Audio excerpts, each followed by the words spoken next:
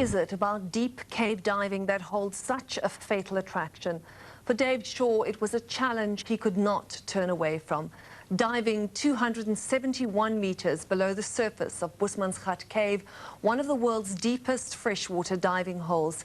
And it was while setting a world record there last year that he discovered the body of another diver, Deandrea, who died 10 years ago. And so Shaw returned to recover the body. The mission was successful, but ultimately it cost him his life. Producer Charlene Stanley brings you his story right from when it first began. And tonight we bring you exclusive, never-before-seen footage of Shaw's last moments before succumbing to his watery grave. 28 October 2004. 50-year-old Australian diver Dave Shaw sets a new world record. Using a rebreather system, he has gone 271 meters down to the bottom of Bushmansgat in the Northern Cape. And he brings news from the deep. He has found the body of Deandrea, a young diver who drowned here 10 years ago. Wasn't very steep, and when I saw the body over on to my left, I thought, oh, well, that's the end of going deep. So just tied my line to it, and by then I was, well, we won't discuss that. So I just left my line.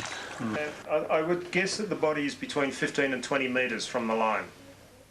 Yeah, Shaw makes a promise to Drea's parents. He'll bring them their son's body.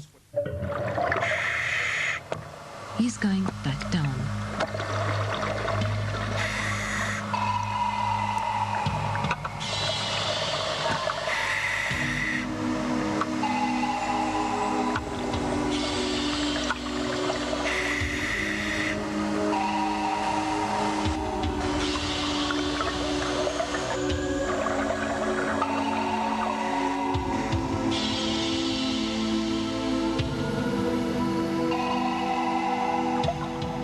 Deandrea had a passion for life. Only 20 years old, he chased all his boyhood dreams. He was a motor racer, combat shooter, and a cave diver.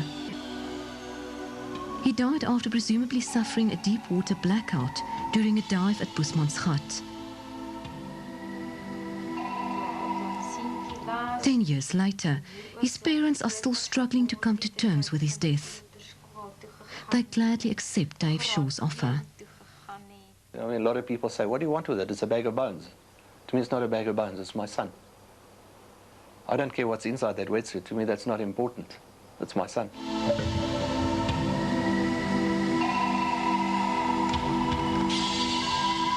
Deepcave.com is the personal website of Dave Shaw.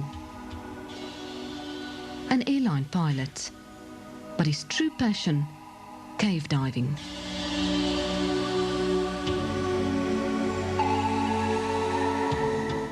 The site tells the story of a technical diving expert, a dedicated explorer, a man who won't back down from a challenge. I might be wrong, but I think he's the only guy on the planet at this stage with the true ability to do the recovery. Great to see you. Yeah. Great to see you. My wife, Maria. Lovely to see you. How was the trip? Have a good trip, did you? Yes. Yeah. Perfect. And yours? I find myself back in this beautiful location in January 2005 to repeat the world record dive in an attempt to recover Deandrea's body so that the Drea family can finally put closure to this very sad chapter in their lives. Anybody at the top got the razor? The recovery attempt is a massive operation. The help of police divers and the Defence Force have been called in. Police divers, you've got 10 minutes. That means you've got 7. It takes days to prepare the site. Specialised medics are on standby. When I first discovered him, I tried to lift him up, but found that he was very firmly stuck in the mud. Well, not actually his body, but his tanks that were on his back, they were in the mud. So the first thing I have to do when I reach him is remove him from his tanks. When I place him into a body bag, what we've done is designed a body bag. This is it here, and I'll be taking this down with me and feeding Dion into the body bag. You'll notice that there's some netting at the bottom. The reason for the netting is so that any flow of water goes straight through the bag and doesn't create a sea anchor effect and make it difficult for me to bring him back to the surface. 13 minutes later. Yeah, okay, that's good. A dive plan coordinates Shaw and his support divers' actions down to the last second. Long-time friend and highly qualified diving instructor Don Shirley helps with the planning. If anyone falls out of that.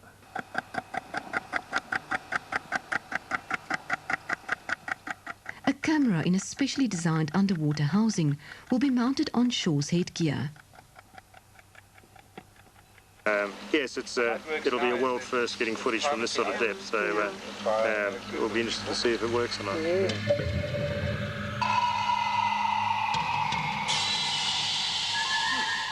The big day dawns.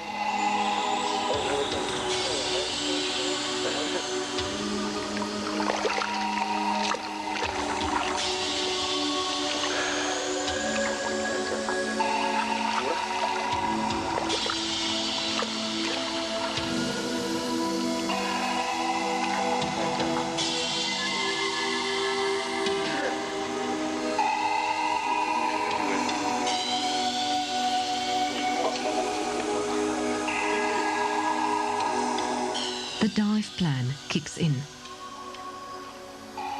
Shaw's descent will be fast. Following a pre-installed drop line, he should reach the bottom of the cave within 13 minutes.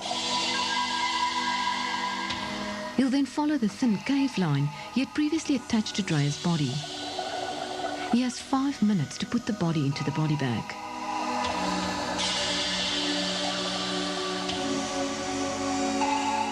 Following the cave line again, he'll move back to the drop line with Dreya's body.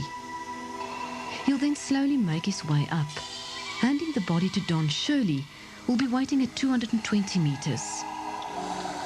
Shirley will pass the body on to other divers waiting at different levels. Meanwhile, Shaw will continue to slowly ascend, resting and changing gases along the way to prevent getting decompression sickness. Support divers will meet him at different depths. They'll bring him food and liquids and check his condition. About 12 hours after entering the water, he'll be back on the surface. That was the plan.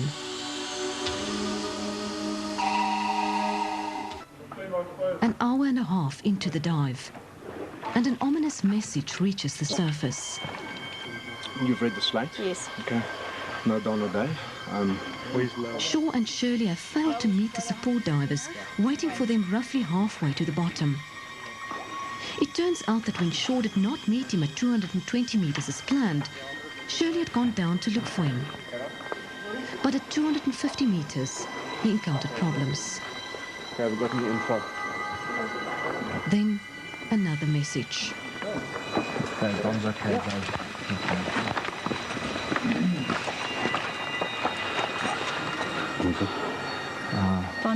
Don's okay. Dave's not coming. Dave's okay. Shirley had seen a light in the distance. It wasn't coming up. He had done what he could to get to shore. Now an important diving rule applied. Look after yourself first. Don's computer's stuffed completely. The focus shifts to Don Shirley. He's showing signs of vertigo and has started vomiting underwater. Doc says if he's breathing, don't bring him up straight away. We need to make a decision. If he's not breathing, then bring him up. 12.5 hours after entering the water, he's brought to the surface. You can't get his shivering too much. Disorientated and weak, but alive. You happy with it? Okay, he's away. I'm handing over. He's stabilized and immediately taken to a decompression chamber.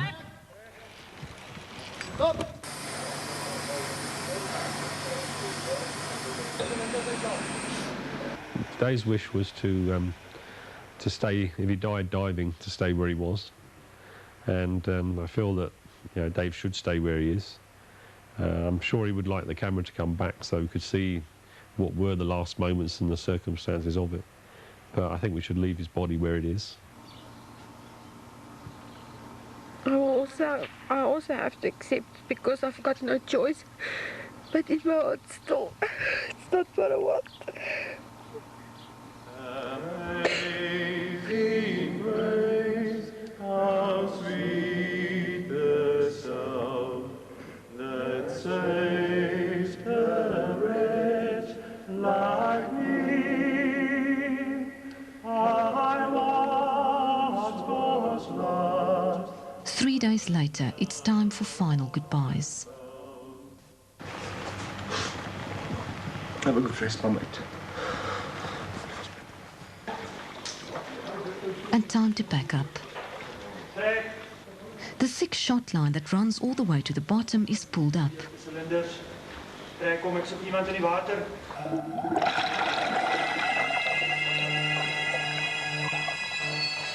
It's then that they make a startling discovery. Sy hande hansel, beslis. Die helm met die cameras nog aan. Ja, en onder hom hang nog 'n ding. Dit lyk soos 'n twin pack. So dit lyk vir net 'n hele liggaam met dit lyk 'n hele liggaam.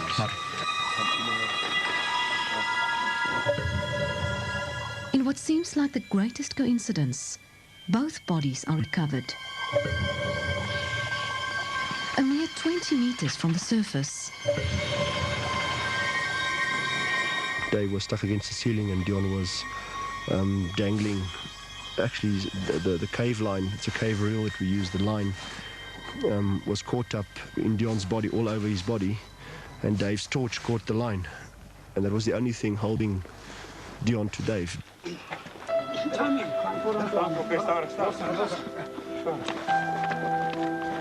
As the drop line was pulled up, the two bodies came with. The 10-year-old corpse of Dion Dreyer trailing behind shore. In the end, he did bring Dreyer up. He had kept his promise.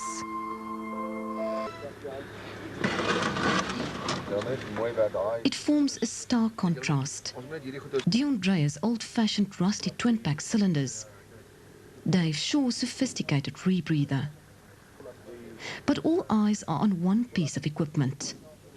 Shaw's camera, still perfectly intact. We've actually viewed the tape in every possible way that you could actually think. We've been through it in real time, in slow time, freeze frame backwards and forwards, and really interpreted what exactly went on. The footage shows Shaw shaking hands with diving buddy Don Shirley for the last time. As he submerges, the clock starts ticking. Don Shirley describes what happens underwater. Okay, now Dave's going to move over to the entrance of the cave.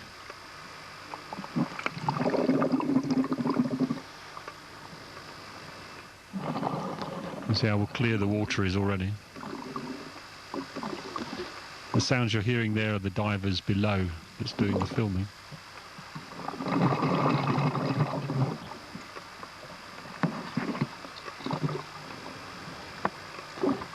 Dave's getting ready to go down now.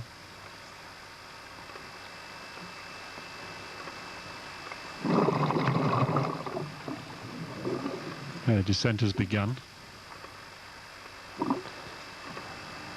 Now moving through the restriction, just checking that everything's okay with the computer.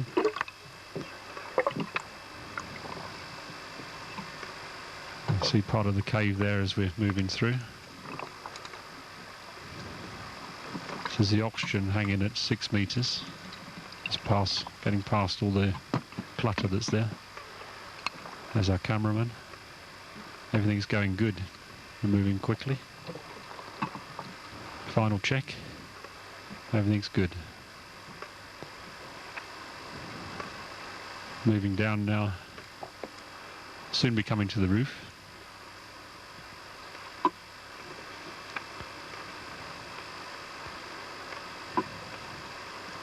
Just passing 22 meters. Everything going good.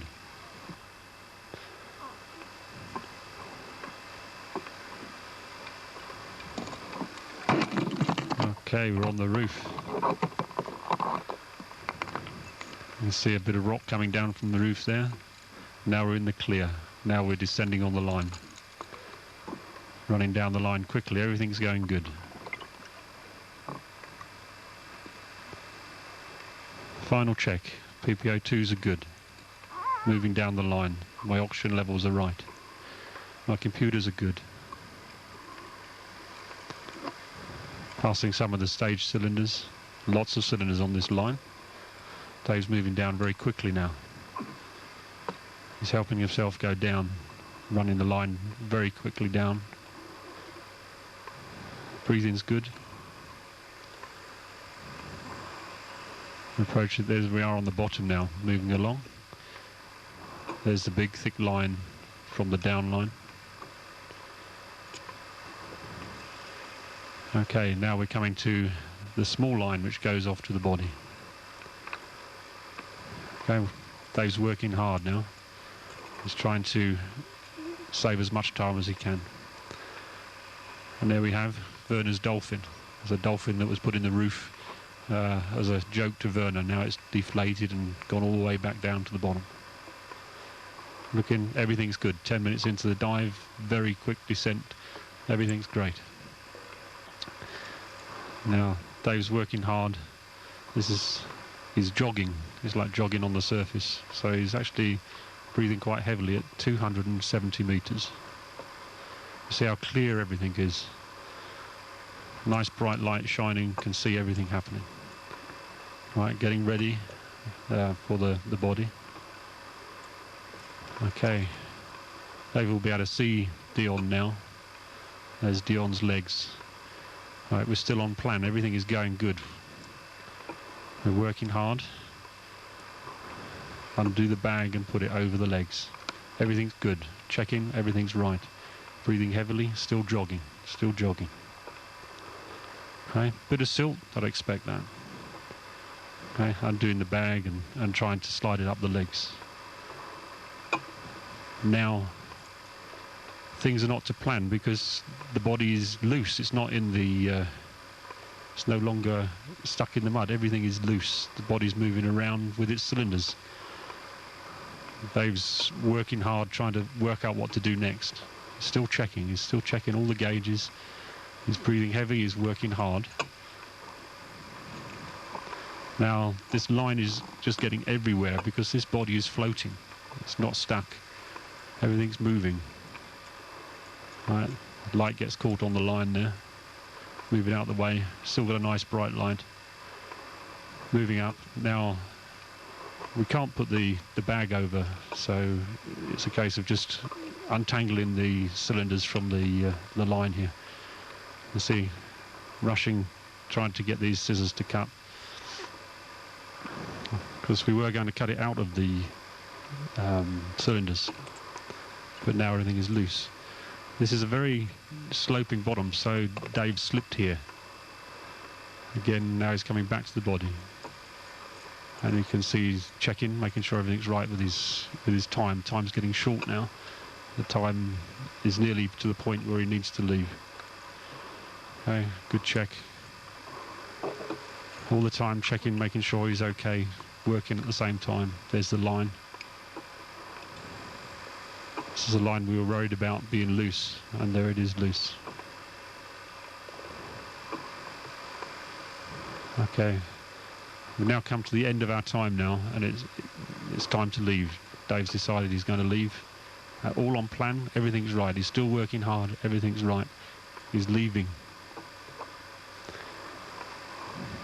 Okay, all on time, working hard. Quick check, make sure his gauges are right. Something seems to be stopping him now, and he's caught in the line. Okay. He's working hard trying to untangle himself. You can see the bag. Okay, there he goes. He's moving on again. Now, he's breathing very hard.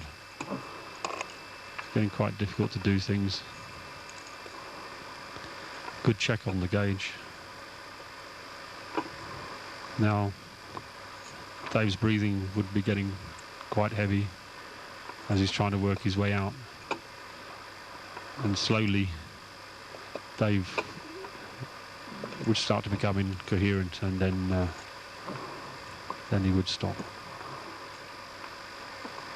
But he was still moving out, and he was still working right up to the end. And what he found was he got caught up in the line. He was moving away, the body and everything was actually towing behind him. And he had to then try and untangle himself from that in a very restricted light position with a very high sort of breathing rate. And he basically succumbed to all the pressures that you've got at that sort of time. And his breathing slowly faded, and Dave passed away.